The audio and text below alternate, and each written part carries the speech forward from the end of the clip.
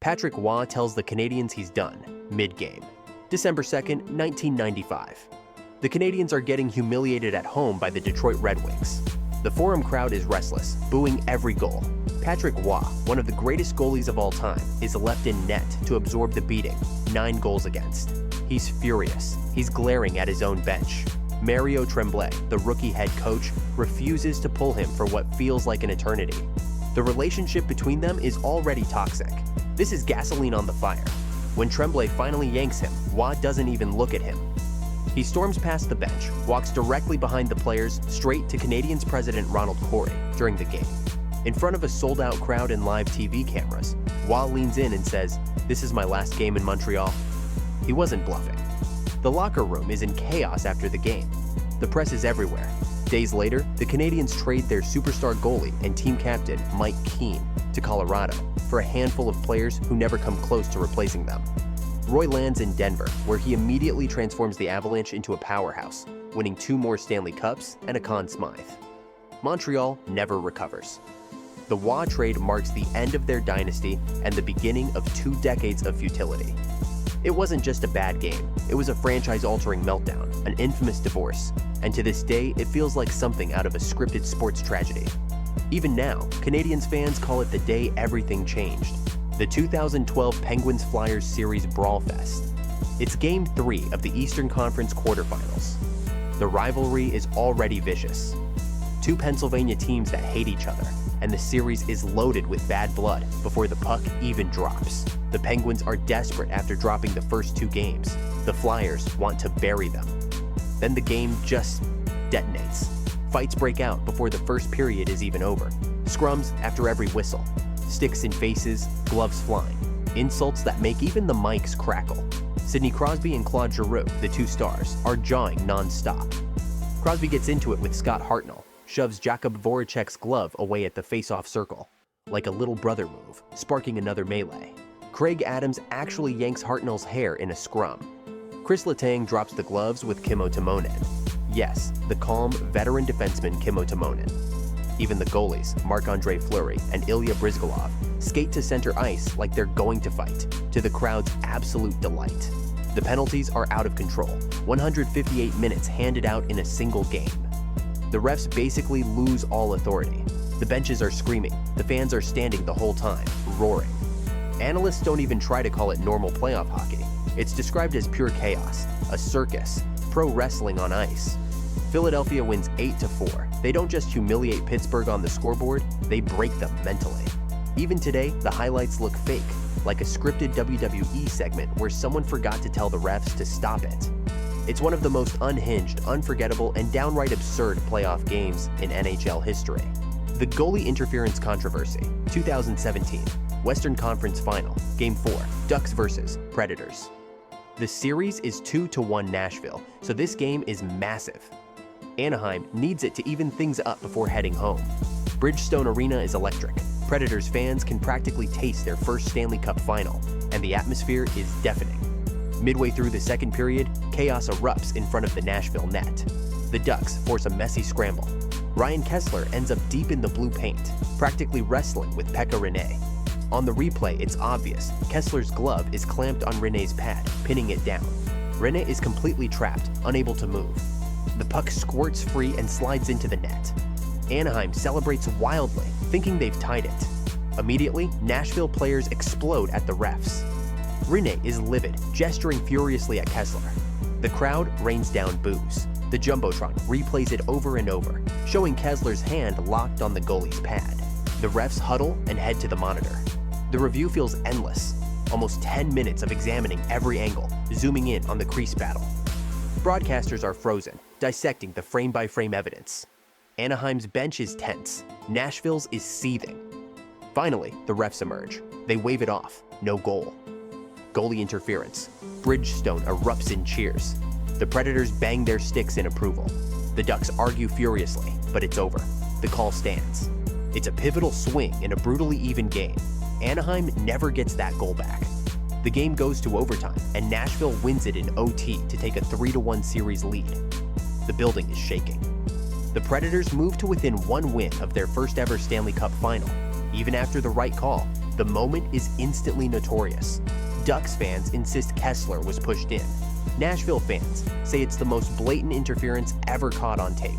Analysts argue for days about how the NHL's interference rules are impossible to interpret consistently.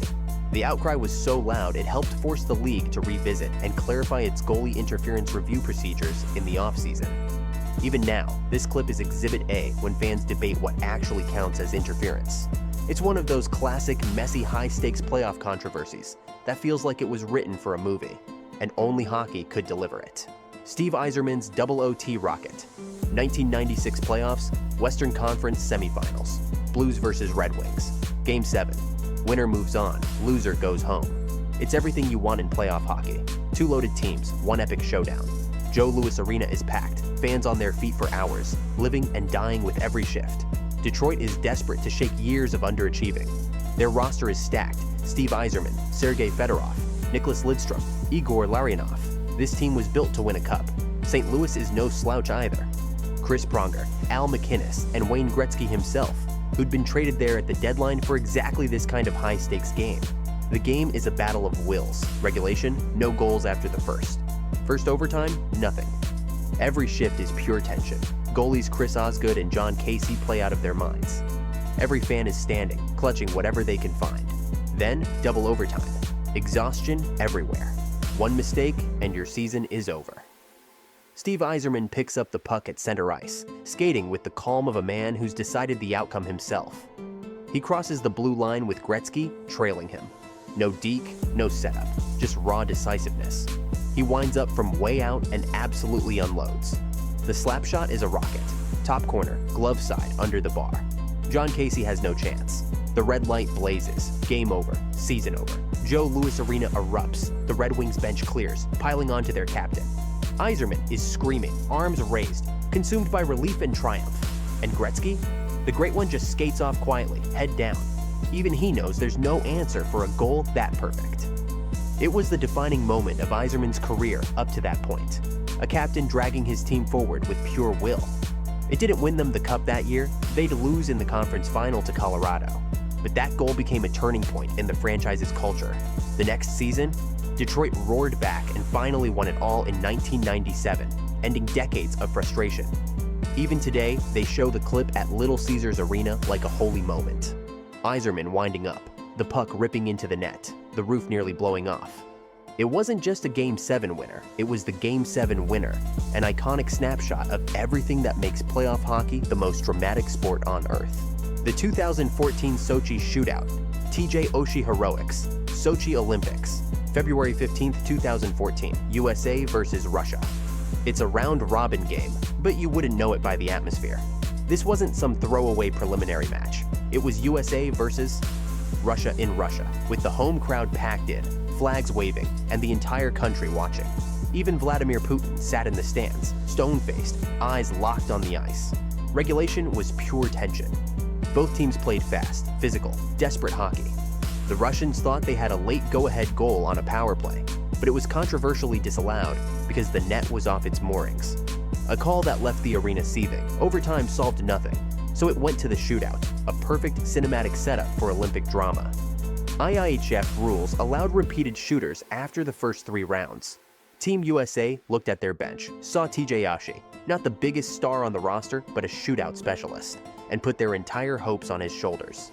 And Oshie delivered in legendary fashion. He scored, then again, and again, and again. He went 4 for 6 overall, each move different. Quick release, 5-hole, backhand, high glove. The crowd, once deafening, fell into a nervous hush between rounds. Even the cameras lingered on Putin's frozen expression as the tension grew. Meanwhile, the American bench was buzzing in disbelief. Teammates watched him go out again and again, some laughing in awe, others too tense to speak. Even the broadcasters couldn't believe what they were seeing, calling it an instant Olympic classic. When Oshie finally sealed it, giving Team USA a 3-2 win, his teammates swarmed him in celebration, while Russian fans looked on in stunned silence. It didn't eliminate Russia, they would advance too, but it did secure Team USA a critical bye, straight to the quarterfinals, avoiding an extra elimination game and boosting their medal hopes. The clip went instantly viral around the world. Social media lit up with chants of TJUSA. Even back home, he was interviewed endlessly. Ever humble, he insisted the real heroes were wearing military uniforms, not hockey gear, but everyone knew he'd given the US an unforgettable Olympic moment.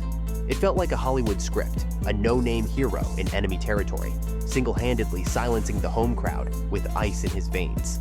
Even today, if you watch the shootout highlights, it still gives you chills. It wasn't just a game, it was one of the greatest, most improbable performances in Olympic hockey history. Matt Duchens' miles offside goal. February 19, 2013. Predators versus Avalanche in Nashville. A regular season game without playoff stakes, but it produced one of the most infamous blown calls in NHL history. Midway through the first period, Colorado pushes up the ice. The puck is sent forward, but Matt Duchens mistimes his entry completely. He's not just a step ahead, he's easily 3 feet offside. His skates are well over the Nashville blue line before the puck even crosses. It's so blatant, the entire building reacts. Predators defensemen throw their arms up immediately. The crowd is already booing. Everyone sees it, except the linesman. No whistle. Play continues. Duchens actually hesitates for a moment, clearly expecting the play to be blown dead. When nothing happens, he shrugs, collects the puck all alone, and skates in on Chris Mason. He roofs it. Goal. The Bridgestone Arena erupts, but not in cheers. Fans are howling in outrage. The Predators' bench is furious, screaming at the officials. Mason is looking at the ref in disbelief, pointing at the blue line like, "Come on, man!" Duchens himself can't even hide it. He flashes this guilty, sheepish grin during the celebration that practically says, "Yeah, I know." Then they show the replay on the Jumbotron. It's humiliatingly clear. Duchens is miles offside, basically on a breakaway before the puck even enters the zone. The boos get even louder. The commentators don't even try to sugarcoat it. They're openly laughing, calling it one of the worst missed offsides ever seen. Colorado's bench looked sheepish too, like they couldn't believe they'd gotten away with it. Even Duchens later admitted he knew he was offside. The NHL was mortified. That single clip became Exhibit A in the push to bring in video review for offside. It wasn't just a borderline call, it was so outrageous it turned the entire rulebook into a punchline for one night. Sports networks replayed it on loop as a cautionary tale. Coaches and GMs pointed to it in league meetings to demand change, and change came. The NHL introduced coaches' challenges specifically to catch these kinds of blown calls. Today, whenever fans complain about offside reviews slowing down the game, someone inevitably posts that Duchens clip. It's the perfect reminder of why video review exists. Because without it, you can get a goal so obviously comically offside, it looks like a glitch in real life. The St. Louis Blues, going from last place to Stanley Cup. January 3rd, 2019. The St. Louis Blues are dead last in the entire NHL, rock bottom. The season looks over. Fans are demanding trades. Coaches are getting fired. Nobody is talking playoffs, let alone the Stanley Cup. Then it happens. Rookie goalie Jordan Binnington gets called up. He starts playing out of his mind. The team rallies around him. Coach Craig Berube pushes all the right buttons. The locker room gets focused, and the Blues go on one of the most insane second-half runs in NHL history. They climb all the way from last to third in their division. They make the playoffs, and they just keep going. They knock out the high-powered Winnipeg Jets. Then, they survive a brutal, grinding series against Dallas that goes to double overtime in Game 7, at home in St. Louis. Pat Maroon, the local kid, tips in the winner and sends the Enterprise Center into absolute chaos. Next up, the San Jose Sharks. The Blues out-at them, outwork them, and wear them down to take the Western Conference title. And in the Stanley Cup final, they face the mighty Boston Bruins, Game 7. On the road. TD Garden is a cauldron of noise and history, but the Blues don't blink. Binnington stands on his head with save after save. Ryan O'Reilly scores again and cements his Conn Smythe case.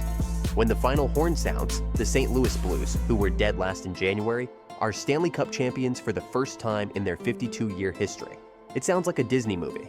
Even now, people watch the playoff montage and shake their heads. From hopeless to unstoppable in 6 months. A story so unlikely it feels fake every single time you see it replayed. The Ron Hextall goalie goal, December 8th, 1987. The Spectrum in Philadelphia. Flyers versus Bruins. It's late in the game. Boston pulls their goalie for the extra attacker, desperate to tie it up.